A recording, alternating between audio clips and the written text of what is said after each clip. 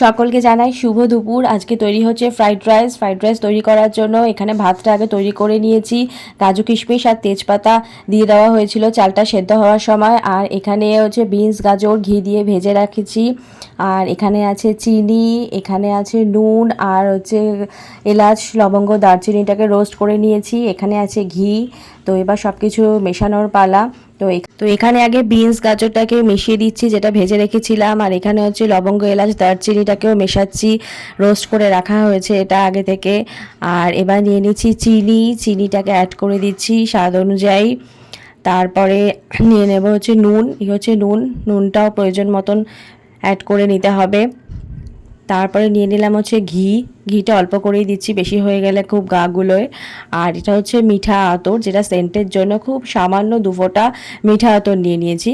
এবার সব কিছুকে খুব ভালো করে মিক্সড করে নিতে হবে এর সাথে। অ্যাকচুয়ালি এক হাতে আমার ফোনটা ধরা বলে খুব ভালোভাবে অ্যাড করতে পারছি না।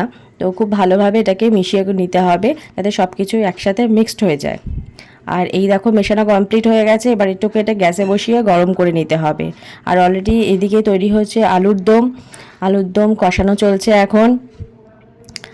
আলুর দমটা আর একটু হলেই রেডি হয়ে যাবে, এখন কষানো চলছে। আর এদিকে বেগুনির জন্য তেল গরম করতে দেওয়া হয়েছে।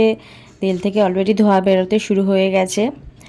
আর এবার হচ্ছে বেগুনির ব্যাটারের মধ্যে সবসময়, যে কোনো ব্যাটারের মধ্যে সবসময় একটু গরম তেল দিয়ে নেবে, তাহলে জিনিসটা ক্রিস্পি হবে আর কি ভাজাটা। তো এই বেগুন স্লাইস করে কেটে ব্যাটারে ডুবিয়ে ছেড়ে দেওয়া হলো তেলে। এবার বেগুনিটাকে ভেজে নেওয়া হচ্ছে। এই বেগুনিটাকে ভেজে নিয়ে নামিয়ে নিলাম। তো সমস্ত রকমের খাবার রেডি, এবার খাবার পালা শুরু। তো এই সব খাবার দাবার সাজিয়ে নিয়ে বসে পড়েছি। এই হচ্ছে ফ্রাইড রাইস, আর এই হচ্ছে সেই আলুর দম, আর এই হচ্ছে বেগুনি। তো চলো এবার খাওয়া শুরু করা যাক।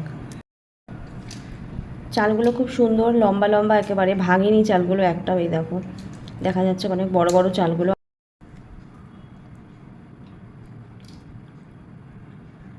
তো খেয়ে দেখি কেমন হলো এবার।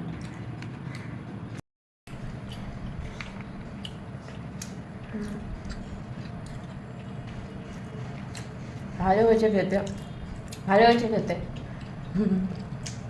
তবে আরেকটু মিষ্টি মিষ্টি হলে ভালো হতো, কারণ আমি যেহেতু মিষ্টিটা একটু পছন্দ করি, তো তার জন্য আরেকটু মিষ্টি হলে ভালো হতো।